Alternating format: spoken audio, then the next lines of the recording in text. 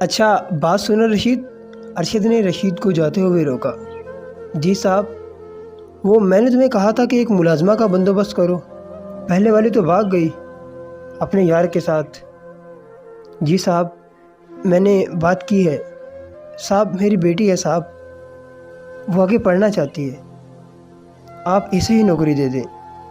رشید اس قدر مجبور تھا کہ اپنی بیٹی کی بھی ملازمت کے لیے مان گیا تھا، اور اب وہ جوان بھی ہو چکی تھی۔ اس کی شادی کی بات رشید کو بہت فکر مند رکھتی تھی۔ رشید کا ایک ہی بیٹا تھا جس کو نشے کی لت پڑ چکی تھی۔ رشید کی بیوی جو بیماری کی حالت میں تھی، گھر میں فاقوں کی کیفیت تھی۔ رشید کے بیٹے نے اپنا نشہ پورا کرنے کے لیے گھر کی کوئی قیمتی چیز نہیں چھوڑی، سب فروخت کر چکا تھا۔ اب رشید کے پاس نہ کوئی سرمایہ تھا اور نہ ہی کوئی آمدنی کا ذریعہ، بس ایک یہی نوکری تھی جو کہ پچھلے 30 برس سے کر رہا تھا۔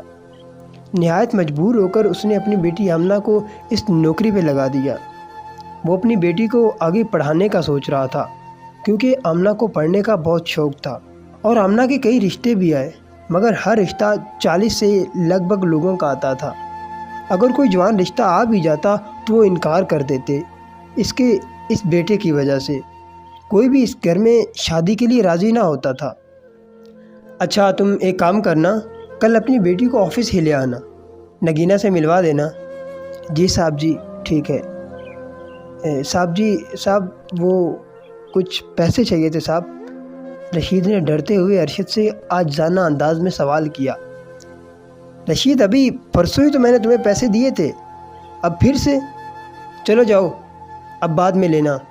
ارشد کا یہ رویہ نگینہ کو حیران کر رہا تھا، کیونکہ ارشد آفس اور باہر تو سب سے ہنس کر اور خوش مزاجی سے بات کرتا تھا، مگر گھر کے اور آفس کے نوکروں سے بہت غرور سے بات کرتا تھا۔ نگینہ نے گھر کے اندر قدم رکھا، اس کی آنکھیں پھٹی کی پھٹی رہ گئیں۔ آج سے پہلے اتنا شاندار محل نما گھر آج تک نہیں دیکھا تھا۔ نگینہ کی دائیں سائڈ پر سیڑھیاں تھیں جو اوپر والے پورشن تک جاتی تھی۔ سامنے قیمتی صوفے اور ٹی وی لاؤنج میں ایک بڑی LCD لگی تھی۔ اس گھر میں 8 سے 10 اور اوپر والے پورشن میں تقریباً 8 کمرے تھے۔ یہ گھر تقریباً 50 مرلے کا ہوگا، جس کی ڈیکوریشن شاید اس نے کبھی خواب میں بھی نہ دیکھی ہو۔ ہر کمرے میں AC اور ٹائلز لگی ہوئی تھی۔ تم ادھر بیٹھو، میں اپنی والدہ کو بتا کر آتا ہوں۔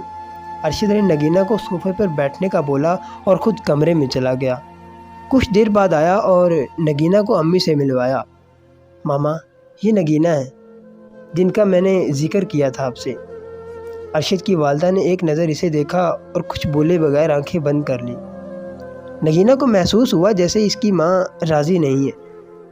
ارشد کی ماں ارشد سے زیادہ مغرور عورت تھی، مگر ارشد بھی اس کا بیٹا تھا جو اپنا بزنس دیکھ رہا تھا اور والدہ سے بات تک نہ کرتا تھا۔ اس کی والدہ اکیلی گھر میں رہ کر بیمار ہو چکی تھی، مگر ارشد کو اپنے کام سے مطلب تھا۔ اسی وجہ سے اس کی والدہ اسے سمجھاتی تھی، مگر اب وہ بھی مجبور ہو گئی تھی۔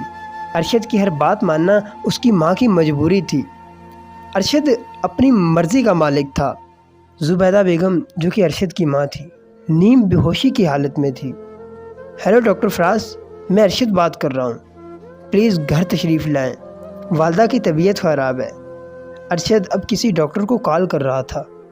نگینہ تم امی کے پاس بیٹھو، میں ڈاکٹر صاحب کو لے کر آتا ہوں۔ نگینہ کو اب پریشانی لاحق ہو گئی کہ وقت بہت ہو گیا ہے، امی ابو انتظار کر رہے ہوں گے، اور رات کے 10 بج گئے تھے، تم اتنے میں فریش ہو جاؤ۔ نگینہ نے اس بات میں سر ہلایا اور ارشد باہر چلا گیا۔ ڈاکٹر 10 منٹ میں آ گیا تھا۔ نگینہ تم ساتھ والے کمرے میں چلی جاؤ۔ ارشد نے اشارے میں نگینہ سے بات کی اور نگینہ ساتھ والے کمرے میں چلی گئی۔ دوسرے کمرے میں بھی AC آن تھا۔ وہ جا کر بیڈ پر بیٹھ گئی۔ وہ وہاں بیٹھی سوچ رہی تھی کہ اللہ پاک نے کس قدر کیئر کرنے والا خاوند دیا ہے۔ ڈاکٹر جا چکا تھا۔ نگینہ شیشے کے سامنے دوپٹہ اتارے اپنے بال سیٹ کر رہی تھی۔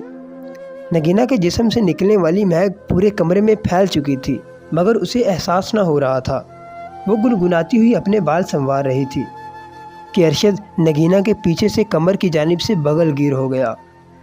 ارشد یہ کیا کر رہے ہیں؟ پلیز چھوڑیں، کوئی آ جائے گا۔ نہیں میری جان، امی سو چکی ہیں اور گھر پر کوئی بھی نہیں ہے۔ یہ وہی کمرہ تھا جدھر ارشد نے پہلی لڑکی کے ساتھ ایسا ہی سب کچھ کیا تھا۔ ارشد نے نگینہ کو اس طرح سے پکڑ رکھا تھا کہ نگینہ کو اس کا پکڑنا بھی پاگل بنا رہا تھا۔ ارشد پلیز مت کریں، یہ سب ٹھیک نہیں ہے۔ نگینہ نے خود کو بچانے کی بہت کوشش کی، لیکن اب نگینہ نے بھی خود کو آزاد کروانے کی کوشش چھوڑ دی تھی۔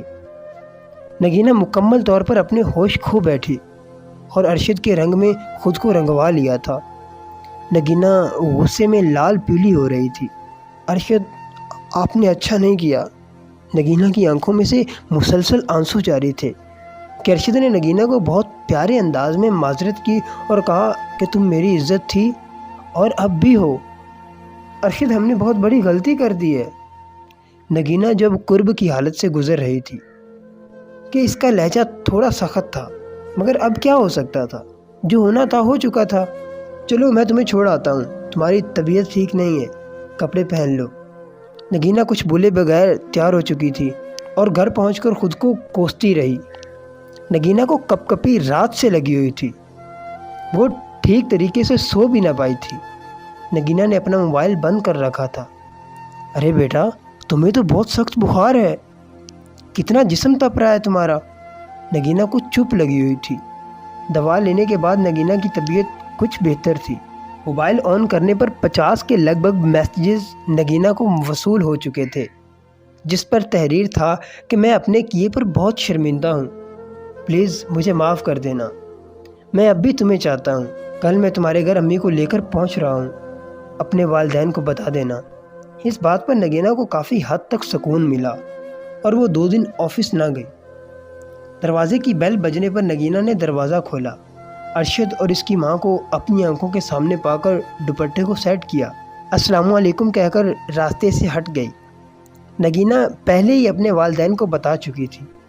آؤ بیٹا، نگینہ کی والدہ نے بہت احترام سے ارشد کا استقبال کیا اور روم میں بٹھا لیا۔ زبیدہ بیگم اب کمرے کا بغور جائزہ لے رہی تھی۔ بیٹا کیا کھائیں گے آپ؟ نگینہ کی والدہ نے آنے والے مہمانوں سے پوچھا۔ کچھ نہیں امی، کھانے پینے نہیں آئے۔ زبیدہ نے ارشد کے منہ سے امی کا نام سنا تو ارشد کی طرف گھورنے لگی۔ آؤ بیٹا بیٹھو۔ نگینہ کی والدہ نے دروازہ کھلنے پر نگینہ کو اندر آنے کو کہا۔ نگینہ کے ہاتھ میں چائے کی ٹرے تھی۔ نگینہ نے ٹرے ٹیبل پر رکھتے ہوئے نظریں چراتے ہوئے ناراضگی کے انداز میں ارشد کو دیکھا۔ بھرم زدہ چہرہ بنا کر ارشد کے عین سامنے جا بیٹھی۔